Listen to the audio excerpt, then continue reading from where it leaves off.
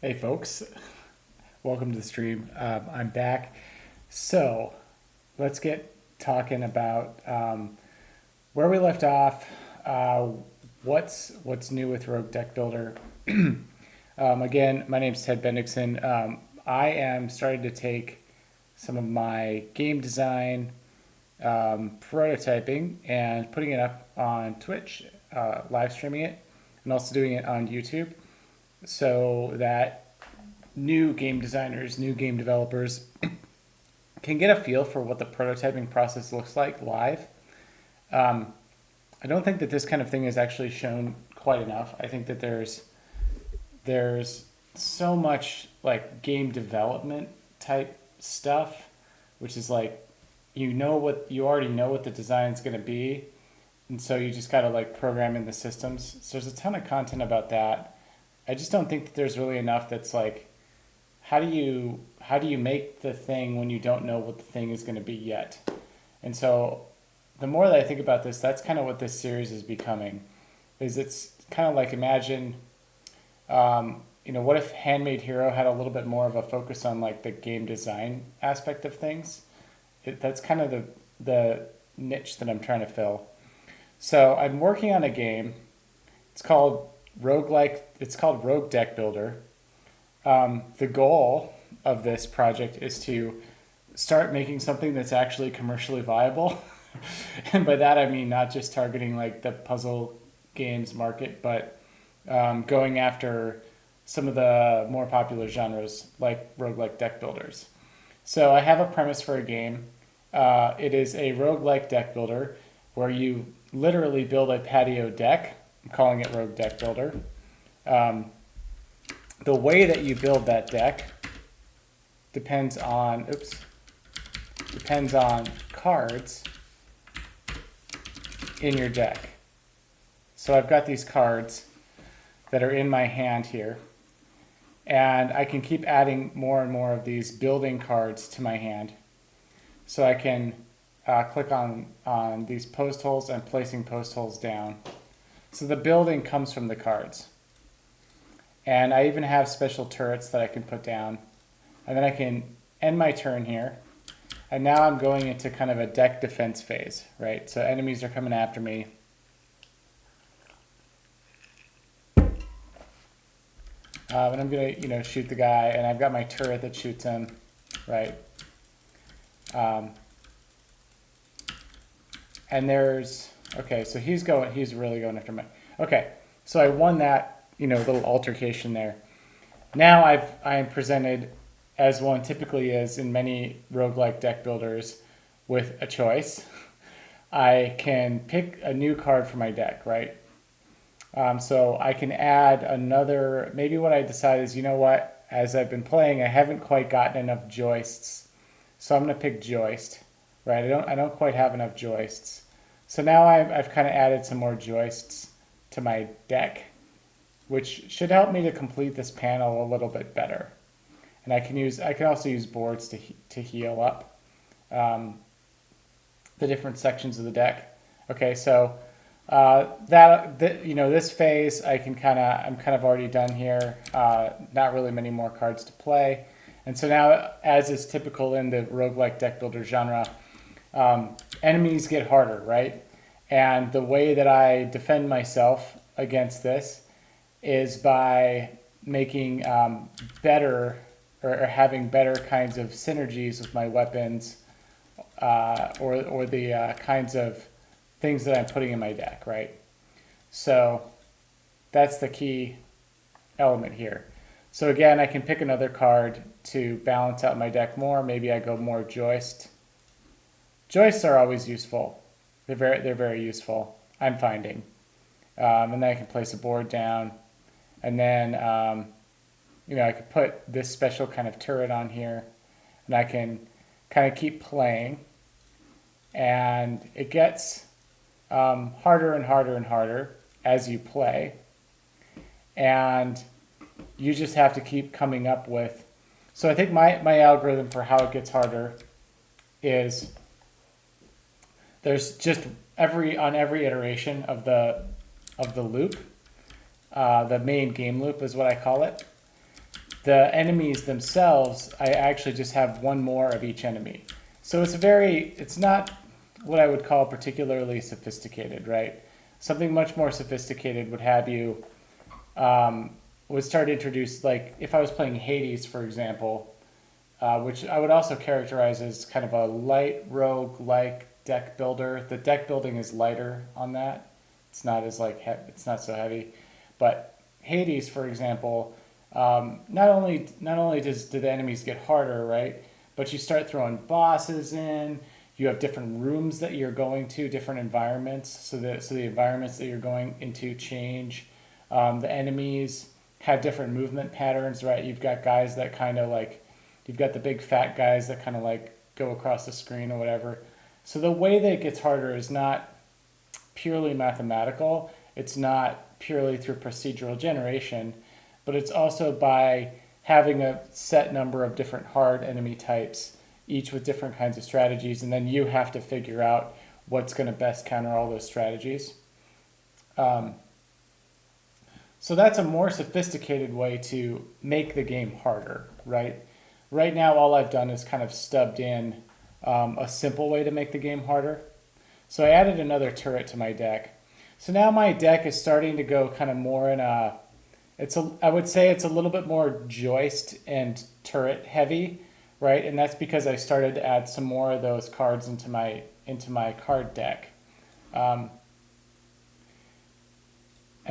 all I'm doing right now is I'm playing my own game just to kind of feel what's good about it, what's not good about it. One thing I actually haven't done yet is just play it all the way to its kind of logical conclusion, just see how far I can go before I break it, see if I can ever get to a point where I just get so totally overwhelmed that there's no way that, maybe either the game crashes or the enemies just get so difficult that I can't win my own game, right? Or that I can't keep playing every new phase of the game.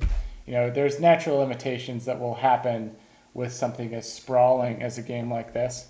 But I'm just kind of playing each turn and just sort of seeing what it feels like to play this game, right?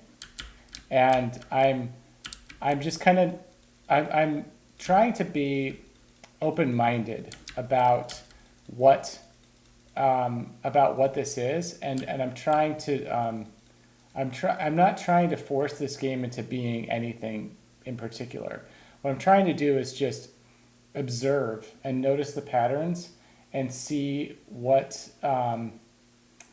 is true about the space that this game inhabits, which can kind of sound really pretentious. I get that from a talk that this is my favorite talk by Jonathan Blow ever, which is this talk I think he did maybe 10 years ago, Truth in Game Design, where he talks about how he designed Braid. And one of the things, what keeps kind of sticking out to me, is this idea of just playing your own game and being open to what you see or what you notice, right? What are some truths about this space that you notice, things that are the case? So one thing that I notice about the space that this game inhabits is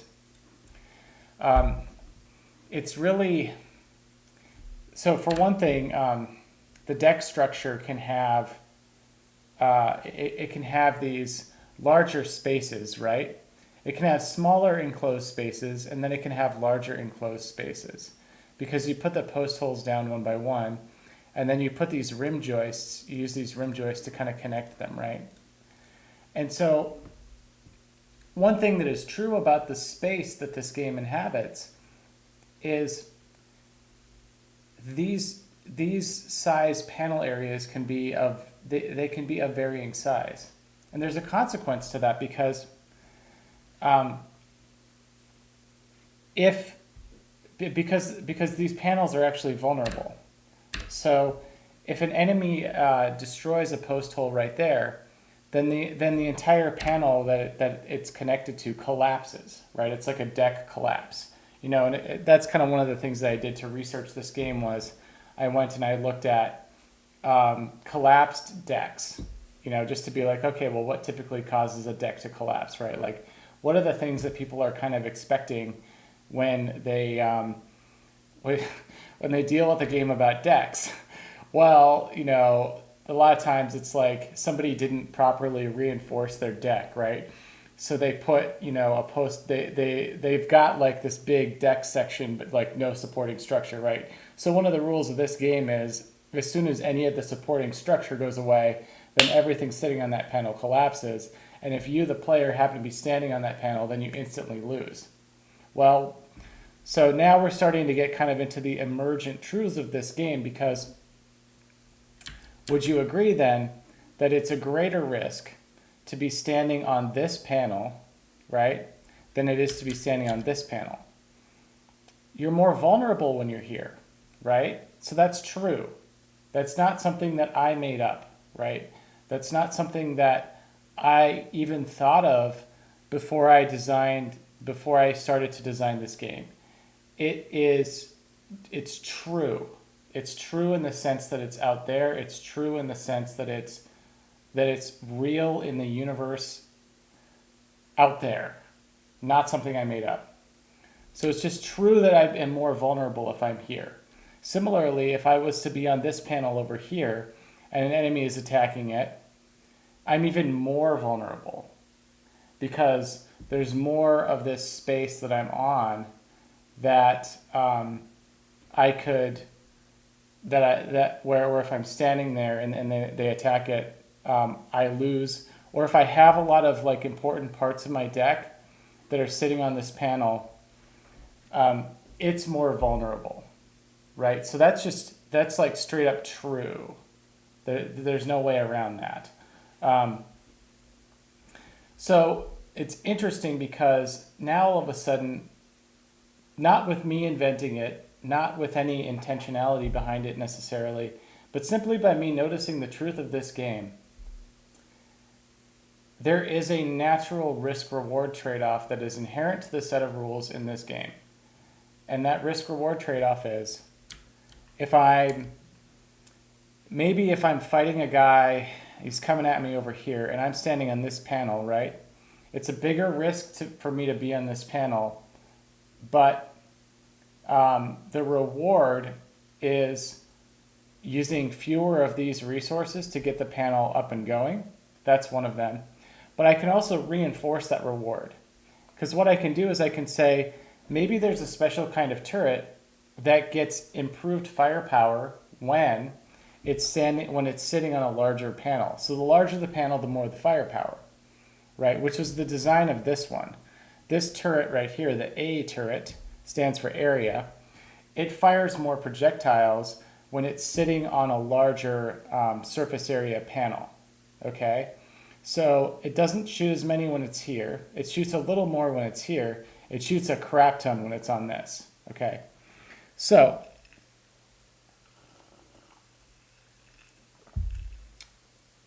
the truth is that it's more risky to be here, right? That's true. It's just true. That's the risk part. The reward is extra firepower. If you take the risk, you get the reward. And I think that's a big part of the roguelike deck builder genre generally. Risk-reward trade-off. Should I take this card? If you're playing Hades, for example, what's the special god, what's his name? So stupid. You go to the underworld. Well, no, you're already in the underworld. But you go to like some special cosmic place, and that god then presents you with it's like the god of chaos or something. Something where it's like you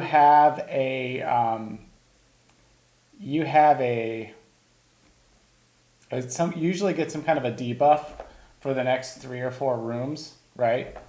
But then at the end of that, you get some major bonus, right, that stacks. And so it makes the game harder in the short term, risk, but then you get this big payoff reward later, right? So risk-reward trade-off. I have a risk-reward trade-off in this game that is not something, because I think in Hades, it's perhaps a little bit of a more contrived risk-reward trade-off, right? Where the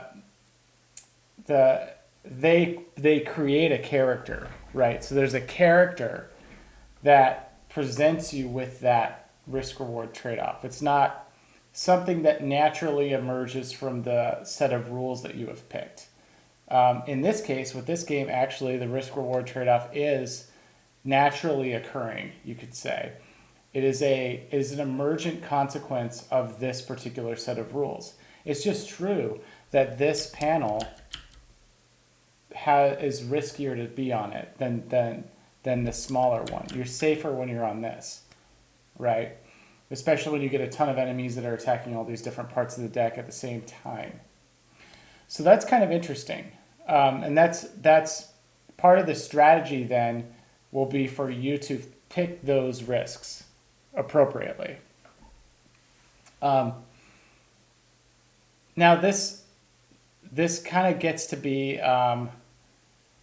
this gets to be a bit of the challenge in designing one of these things, because it can be also very easy to become so overpowered in the game that none of those risks are really true anymore.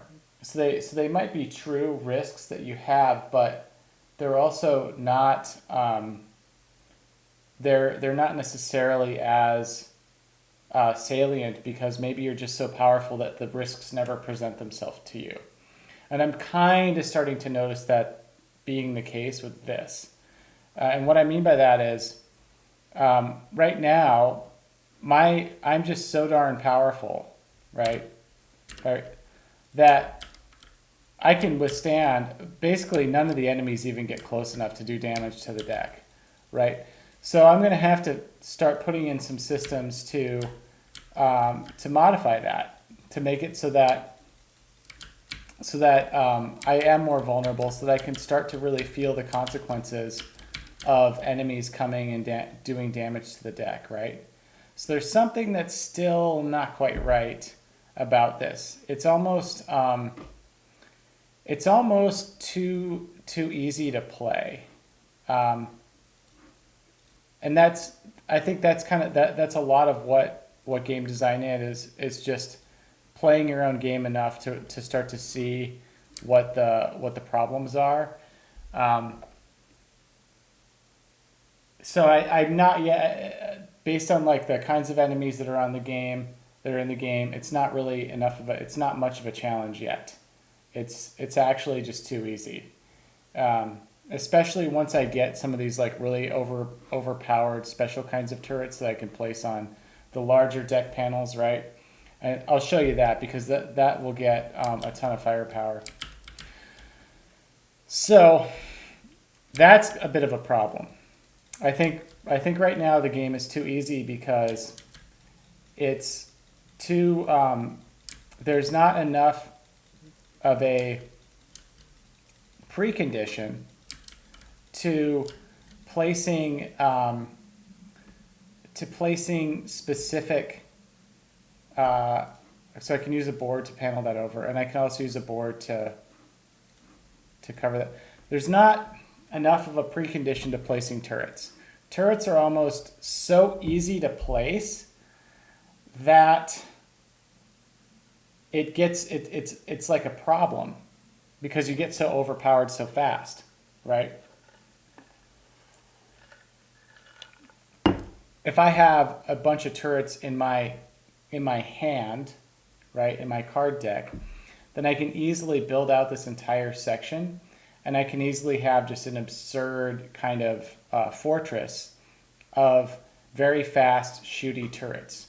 So observe, because this section, the turret shoots much faster than this section, and also in this other kind of bottom corner section.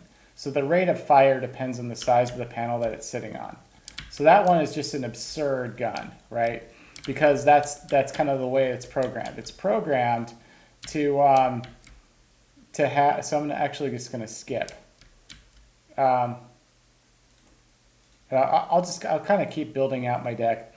A lot of what I want to do is just kind of show,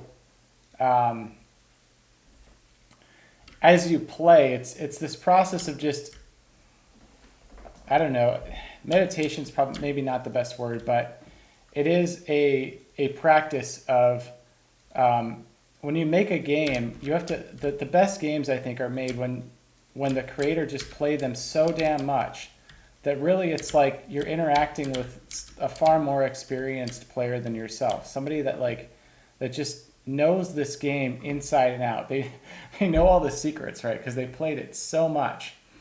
Now, again, like to the point of noticing, okay? So again, this is a bit of a weird stream because all that I'm doing right now is a practice that I do typically when I make my games, is I play and I notice and I don't judge, I just notice. Okay, so what if you were playing this right now? Actually, I will go to stream and see if anyone has any comments. No comments. Okay, but I will. This is for the recording then later on. What do you notice right now? Like what's actually happening, right? Based on the way that the game doles out cards, I have noticed, okay, because I picked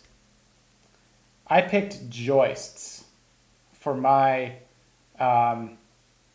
primary. I picked a lot of joists early on. I picked a lot of joist cards, right? You saw that.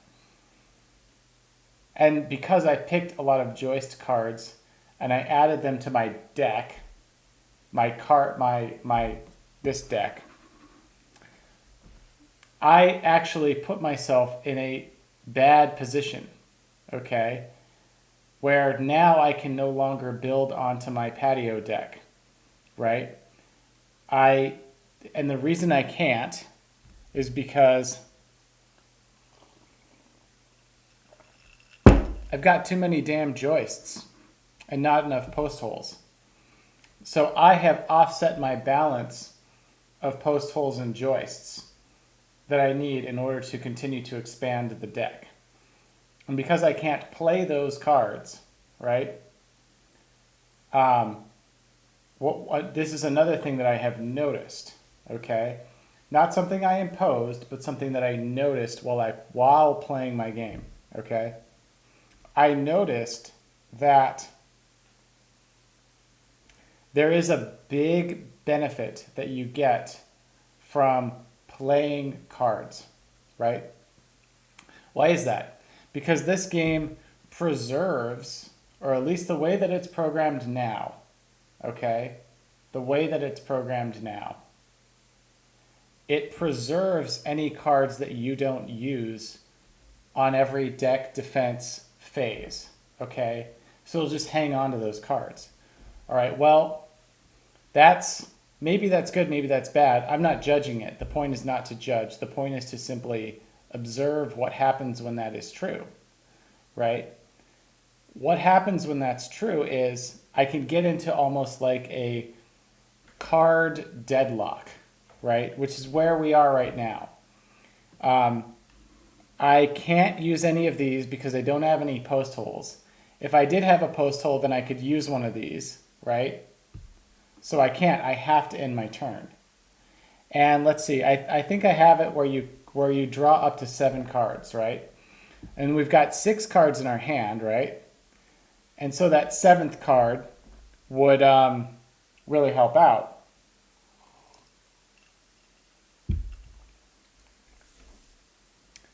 So this is why it can almost be like a deadlock, because my ability to progress further in this game 100% depends on what card I draw, right? If I draw a post hole or a turret or if anything other than a joist, then I would be okay. I could continue to play, but I would be playing at a serious disadvantage because I wouldn't be able to offload any of these joist cards, right? So let's just kind of keep going.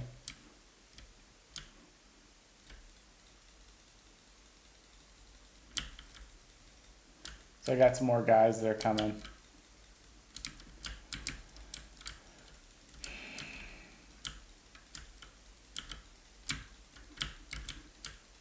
That corner of the deck is starting to get a little bit weak, but not weak enough.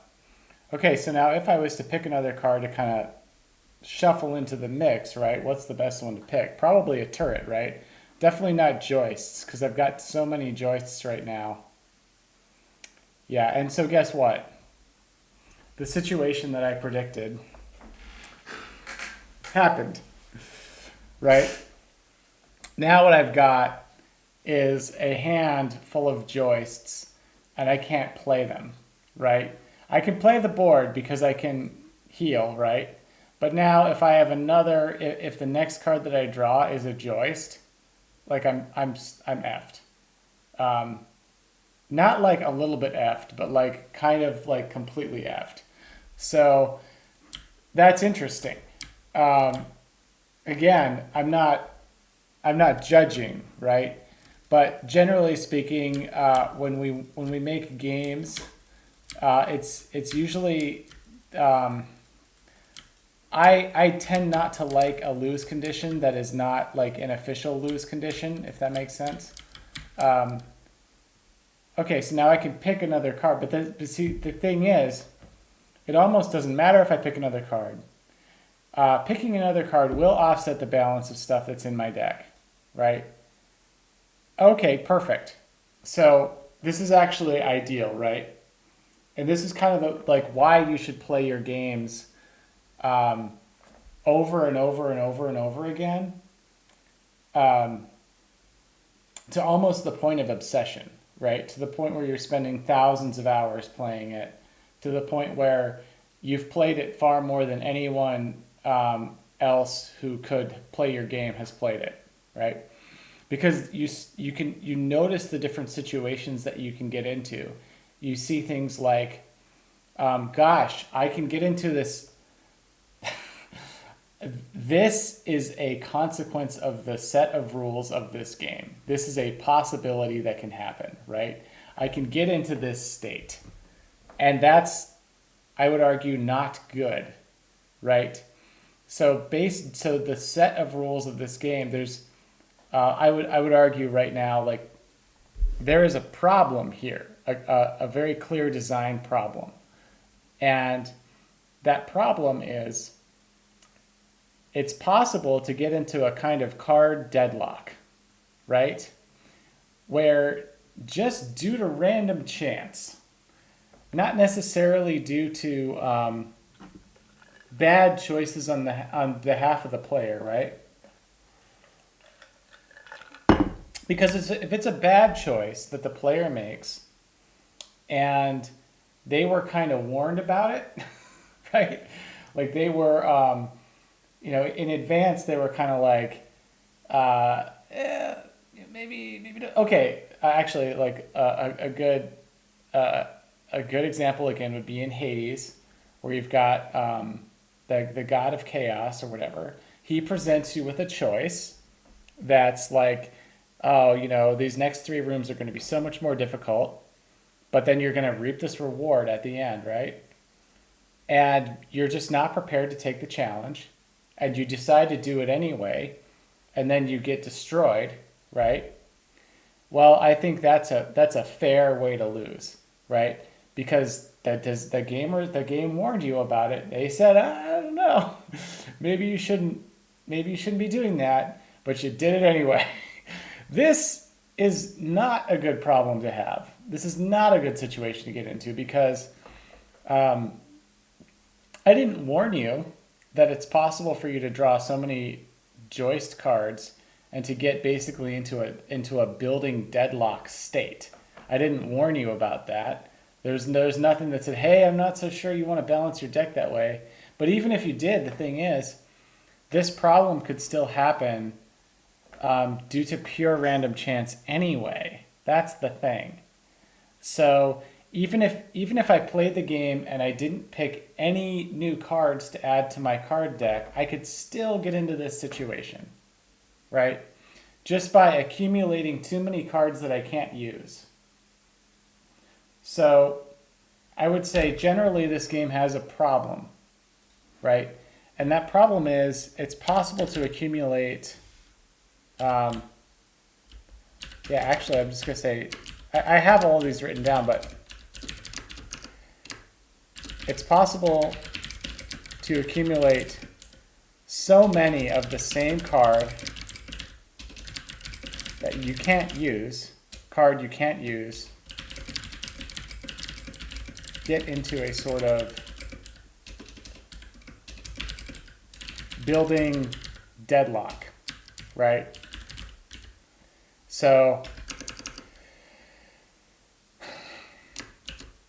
you can't use the cards you have to build onto the deck,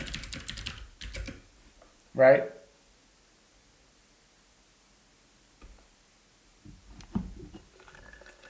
And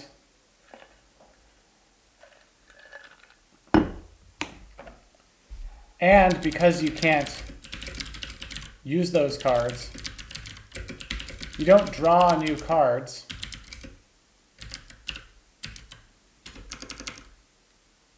To replace them. They are preserved in your deck.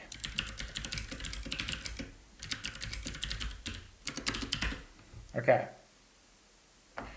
So this is a problem. Now, a lot of times when I run into these kinds of like design problems, I like to think about or consider other games, other similar games, and how they might have tried to solve this problem, right? So what might, and it doesn't even necessarily have to be the same problem. So I think one thing a lot of people might do is they might be like, oh, okay, well, we're doing a roguelike deck builder. What other roguelike deck builders have run into this problem? And the thing is, I think that the problem actually goes beyond the roguelike deck builder genre generally. So one example of a game that I like to play that has a similar kind of design problem that they do solve would be Settlers of Catan, okay? And what do I mean by that? For people that play Catan, they might know that there's all these like there's these requirements of resource cards in order to build certain kinds of things like a road or a settlement or a city or those are the main ones, right? Road, settlement, city. But it's very often that you, the player, will get into a situation where you just don't have enough, because you gain resources by placing a settlement next to the resources, right? And what's interesting and fun about Catan is just due to the way that the board gets set up. Actually, why don't I just pull that up right now? Because I feel like it's a necessary Settlers of Catan board. And I actually just want to show like the board so you get a sense of what the thing is. I play Settlers of Catan all the time with my family, so love it. Okay, so here is a Catan board, okay? And notice that there are resources on the Catan board. I've got sheep, which is wool, but I always call it sheep because that's just what I do. Hang on, I'll pull the chat up as well. So, yeah, so we've got wool, right? We've got wood or lumber, and we've got bricks, and then we've got ore, right? And we've got wheat. And the way that you gain resources in Catan is you place a settlement next. You can only place settlements in these little like kind of conjoining corner spaces here, right? So this space here, or this space there, or like that space, in these like connecty points. You can't put a settlement like in between here, right, or there, and you can't place a settlement right next to each other. So I can't do like one here and then one right there.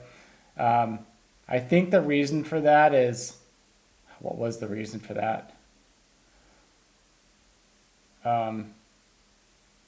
I think it was because they wanted to force people to like not have quite so many choices to where they place the things, because that's actually like what makes the game interesting is you are very frequently so there's a sequence by which the players of Catan pick their starting settlement locations, right? You can place 2 settlements to begin with, and so I place this settlement here, right, to begin with, and then the other 2 players will pick their starting locations, so they could pick any place on the map. Basically, for a lot of people, by the time that it's their turn to place another settlement, they have a board that's kind of already occupied. So they have to think about more strategically, like, where do I put my settlement, right? Because all these other spaces are occupied, and all these other my next space might not be as good. It might not be my first choice, right? Because I gain resources. Like if I have a settlement here and a 5 is rolled, then I'll get sheep. And if I have it here and a 4 is rolled, I'll get wheat. But like this is maybe a better space because an 8 is more likely to get rolled and a 5 is more likely to get rolled. So this would be kind of a big like lumber and brick generator, but not so much like a ore generator. All of those points aside, it's possible, and also very frequently the case in Catan, that you end up not having enough of a diversity of resources to be able to build all of the things that you can build in Catan. Okay, so what do I mean by that? You might end up with like this as a starting location. Okay, so like let's say you picked this. Okay, you picked forest and brick and ore, right? You picked that starting location. Great. You know, now like I imagine I'm playing with my brother and my mom, and then my mom is like, you know, she picks a bunch, you know, they pick a bunch of better ones. My brother picks a bunch of better ones. Okay.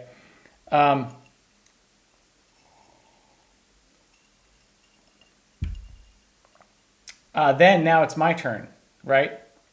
And now what I'm trying to do is I'm trying to, or most of the time, not always, but you know, generally like a beginner would try to balance out their resources, right? They would try to have not just the wood and the brick and the ore, but they would also try and get some wheat and some sheep, right?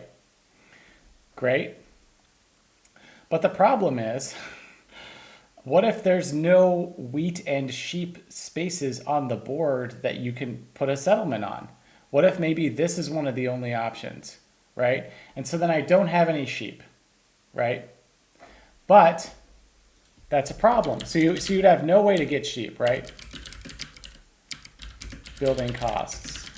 So let's look at that. I just want to show you like the building costs. So here's the thing of the building. Oh, here we go. Okay. All right. So how you build stuff in Settlers of Catan, right? Notice that I need sheep to build a settlement, right?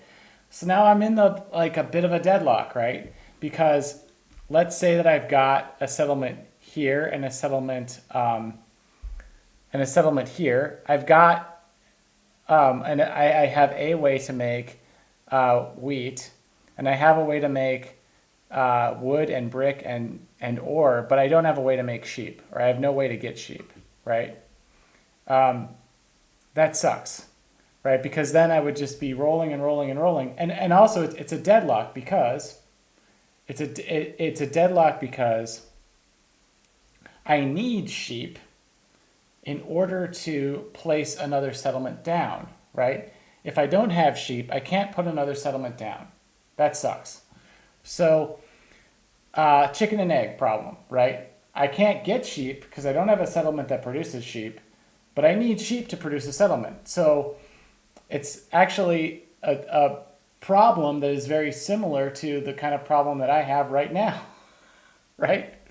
In my game, you just saw me play through a playthrough where I have a hand of cards that's all joists, right? It's all joists, and I need to play those joists in order to draw a new card, right? Which would then have something else in it that I could then use to build onto the deck, right? So maybe if I was able to play one of those joists, and then I could get a post hole card, right?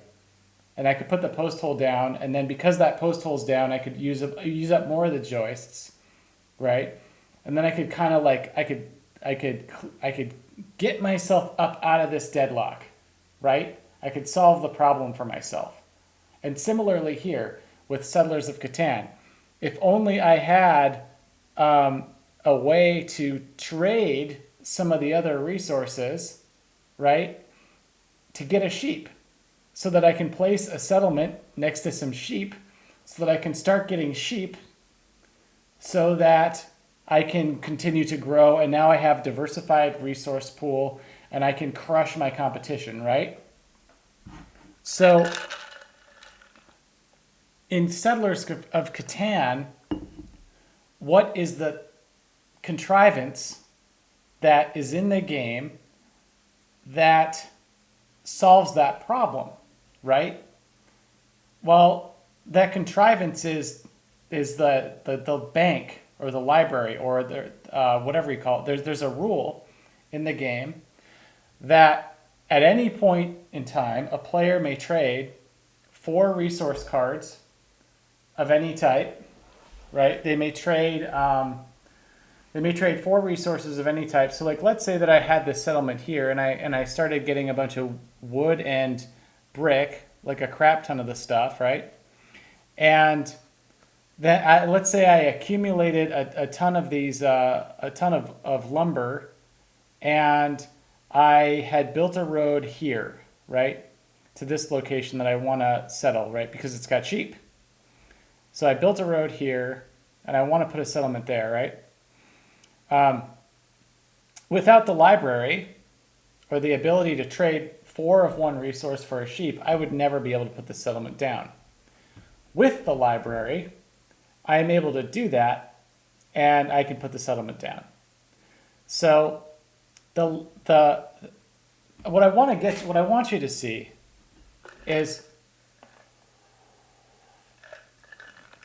many of the things that are in games are not there because because the designer was just like, well, I think there should be a library that, it's not like they just, woke up one morning and were like, well, there better be a library. Yeah, of course there should be a library, and then you can trade 4 cards in, and then get a one resource that you want, or maybe there should be these like ships all around the map, and then if you build a settlement there, then you can do these special trades, right? Like I can, here instead of the typical library rate, I get 3 to 1, right?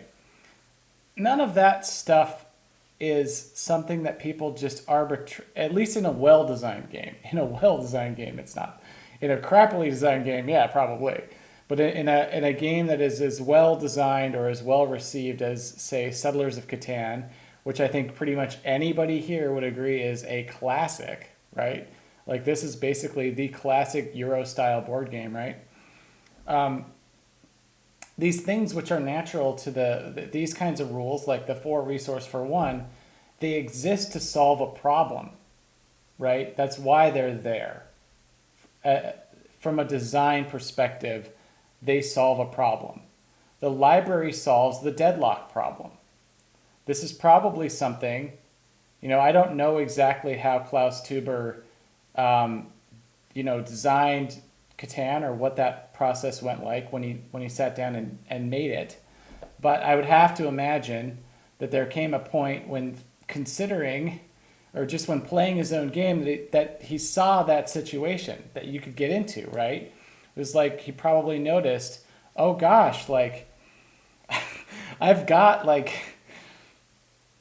8 stacks of lumber and a bunch of wheat and a bunch, I could build a settlement, but I'm stuck because I don't have a sheep, right? So I need something, I need a rule that allows me to solve that problem. So he invented the library. And then once you have the library, right, it's just a hop and a skip and a jump away to other aspects of the game, right? I think all of a sudden, as soon as you're like, okay, there needs to be a library, we're gonna have to teach people about the library. We're gonna have to teach them about this trade that they can do where they trade 4 for 1. Um, then what about some other kinds of trades that you could expand towards? So you get these little ships, right? This ship is like a brick 2 to 1. So if you have 2 brick, you get 1 of any. So if you expand here, right, and you put a settlement down and you have 2 brick, you get 1 of any, right? So that is kind of a natural consequence. Or, another way to solve that problem of resource deadlock is just allowing players to trade with other players, right? That's why this game is a trading game, is because if there are no other players that you can trade with, then you're more frequently in this kind then you're more frequently in this kind of resource deadlock, right? And so being able to trade with other players solves the deadlock problem. So it might not even be necessarily that this game was conceived of as a trading game, which is a wild thing to think. Again, I don't know the actual design history, but just looking at it from like a perspective of design, how do we solve problems that arise naturally? It could very well be that he was like, oh yeah, let's have this resource accumulation game, right? And you need the resources in order to build the stuff.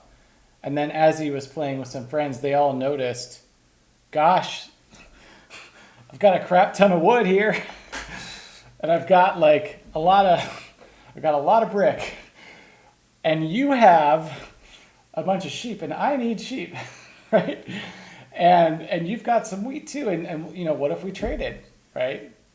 I don't know. I mean, maybe he had the thought just from the very beginning, no, this is gonna some people are so brilliant that they can just the whole thing just comes into their mind at once, right?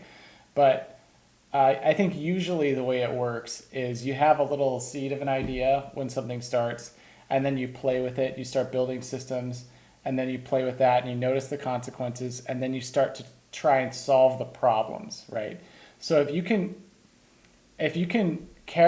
very well characterize the nature of the problem, not as a technical problem, not as a code problem, but as a design problem, right? What is the problem with this design that gets us into this state, right? Then now you're really thinking like a designer. Now you're like, okay, what kind of thing can I put in the game that would solve this deadlock, right? And I'm not even, what have I spent 50 minutes here on stream just kind of talking into a microphone and talking about Settlers of Catan, talking about my own game, and talking about the state that it's possible to get into. I don't have a solution, right? I don't actually know what the right answer to this problem is. I haven't solved it, but what I've done is I've at least characterized it, right? I've at least said, okay, I know what the nature of this is, and I know that the solution to this problem is probably going to be something like Settlers of Catan, right? It's probably going to be like something like what you would find in Settlers of Catan. Something where once I get into that state where I've got too many cards of one kind and I can't play it because the deck is not in a state where I can actually build onto it, what do I do? Right? What do I do? They solve this in Settlers of Catan by allowing you to trade 4 of them for any, right? And so maybe that is a possible way to solve that problem in my game. might be something like, at any point in time, you're allowed to trade, you're allowed to take cards in your hand and trade them for something, right? Assuming that you'll be able to draw new cards. Or maybe, what's another kind of contrivance that I can think of from a deck building genre in particular? Magic the Gathering, right? The canonical deck builder. Like this is as OG of a deck. This is the game that invented deck building games, right? Magic the Gathering. I think on the very first turn you could take a mulligan, right? And so a mulligan was basically like, I'm screwed. I can't play these cards. So what I will do is I will take a penalty to get better cards in hopes that I can actually play these cards. So the game having a possible mulligan, that's a thing that maybe you could do that, right? Where if you want to trade in, maybe it's something like this. Maybe I've got my guy and I've got health, right? I don't know. I don't necessarily. I'm not sure that I like punishing the player for this one because, in my game at least, in Rogue Deck Builder, it's possible to get into that undesirable state where you can't use all the cards you have. Not necessarily out of your own decision, right? So it can just happen randomly almost. Like you really tried your best to play all the cards that you got, but you weren't able to. And the game randomly drew a bunch of cards that just weren't quite the right thing for you. Or they got you into that deadlock. So what's weird about my game is it's not your fault that you're in the deadlock. And so I'm not so sure that I want to because one thing I thought is okay, well maybe the way that we punish you is by, I don't know, we take off some of your health, right? That's a possible. You can trade these cards in for new cards, but you'll lose health if you do it. That's a possible way to solve the problem. I'm not so sure I like that solution because I think it's penalizing you for the wrong thing. But there should be some way. There needs to be some way for you to trade in those cards. Not necessarily another possible solution is maybe on any given round, right? There's just some amount of cards that you can always discard at no penalty, right? And I suppose the only penalty is that you might have needed it and you could have used it and you didn't get to build onto your deck this turn because of it, right? So that's a possible thing, right? So maybe we put that in, right? Maybe what you do is, let's say that I maybe the quick way to try and solve this problem, the quick unsophisticated way, is if I right click on a joist card or on any card that's in my deck, it's used, but it's not replenished until the next turn, right? So it just gets used up, and then on the next turn I get a fresh draw of cards, right? Of building cards, and then I can decide to use those. Pros and cons of that. What I like about that is it's kind of punishing you, but it's sort of not punishing you because it's perhaps a little bit more strategic in a sense. Okay, so all other alternatives would be things I wouldn't like to do. Obviously, what you wouldn't want to do is you can discard the card, but then but then you immediately draw a new one, and then you could use it this turn. Obviously, that would suck because then people would just they would just discard anything, and then it would get replaced with another card, and they would just always get whatever cards they want, and that's not really like the right way. I don't like that kind of. What I want is for people to be thinking about how to properly balance their card deck so that it's more likely, not always the case, not always the case, it's more likely that they will get a mix of cards that they can use, right, to build out the deck and to execute the strategies that they want to execute, right? That's the thinking.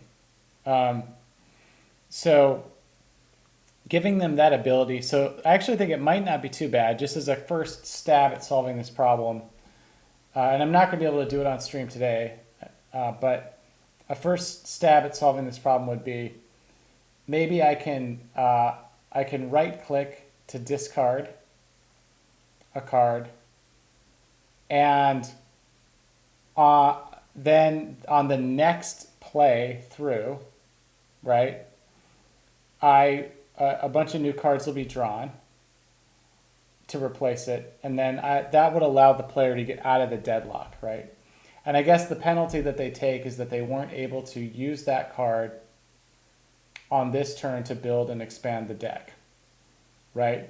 Which means that they're not getting as many benefits as they could, because a lot of these roguelike deck builders, the way that they work is it's about kind of starting to stack those multipliers on earlier and earlier and earlier. And so the earlier start you get at stacking bonuses, then the more powerful, like you're almost like exponentially more powerful towards the end of the run when things start getting really, really, really hard. So if you miss out on a lot of that early base building and strategizing, then it hurts you down the road. And having to make that sacrifice of giving up a card that you could have played, right? That's you don't hurt the player in the short term, you hurt them in the long term. So that I do think kind of helps to with the strategizing. So I'm going to try that. I'm going to try it. I'm not saying that that's the final like way that should be, but I'm going to try it.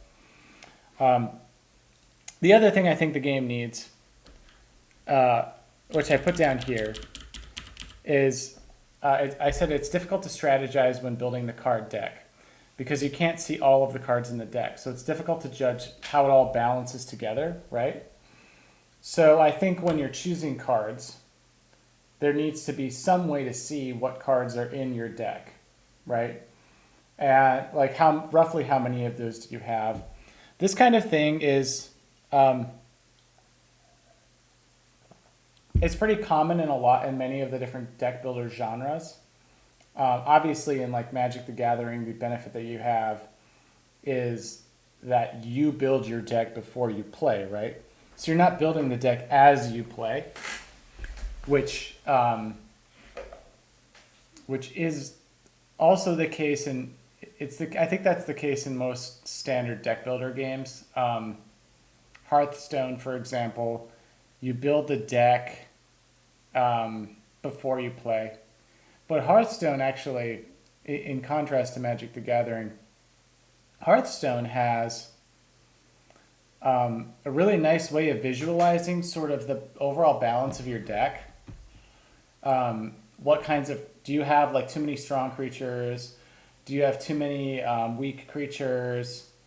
So they have some like nice little heuristics to give you a sense of how balanced your deck is just at a glance. And I always like that about it because that could help you strategize when building your deck. In this game, in Rogue Deck Builder, I think what I would want to do is just maybe break it down for people into like what kinds of cards they have. So there's kind of like the base building cards, like post holes and joists. I would call that like the bread and butter, right? Those are just the things that you need in order to expand your deck, the patio deck, not the card deck. Um, but then there's these other types of buildings that go that like joists, or no, sorry, like turrets. And turrets are a little bit more special. Um, you want to have those in your deck, but you don't want to have so many of them because you can't play them. You can't always play them right away, right? Or at least the way that I'm going to design it, I'm going to make it so that those have a cost. So those have a greater cost. Um, and if they have a greater cost and you can't always play them, then that means that you're more likely to take a hit on those cards, right? You're going to have to discard those cards more often than not because you won't be able to use them because you won't have the resources. And that's intentional because I want you to be strategically deciding when to use those cards. I don't want you to be able to just use them all the time. I want it to be more about judiciously picking the right moment to place a turret down and placing it on the right panel, right? And anticipating a certain kind of attack. So I don't want to be just I'm placing it everywhere because I have a ton of them and I'm so powerful. That's not interesting. We want to kind of like ride that line. So at the very least, being able to show people the overall balance of their deck at a glance, I think is going to be very helpful. So I'm going to put that in, just not in the most sophisticated way, but in a very just basic, like, here's how many joists you have, here's how many post holes you have, here's how many turrets you have, here's how many of this general category you have. So that when you pick a new card, you're like, am I balancing my deck properly, right? And you just be able to quickly say, oh, okay, yeah, actually I am. Or, if I pick joist again, that sucks because like that, I've already got like just in this last playthrough, I picked so many damn joists that I easily overwhelmed the probability, like I skewed the probability towards my entire hand just being so full of joists that I got stuck, right? I couldn't offload them. So we have to solve that problem. Okay. I just spent an entire stream talking and not programming, and that's okay because we're in the design phase. We are not just going and implementing stuff because it feels good to write code. We're designing the game. And that often means thinking something through and talking about it and not necessarily writing lots of code and just making things. So I'm going to pause, and if anyone has any questions, I would be happy to answer them.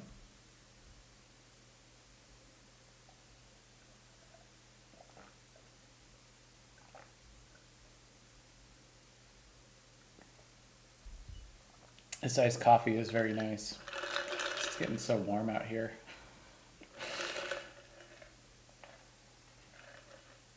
Iced coffee, Spindrift. I prefer the summer because I'm not freezing in my office. I like it. It's I actually think I'm a little bit more productive in the summer.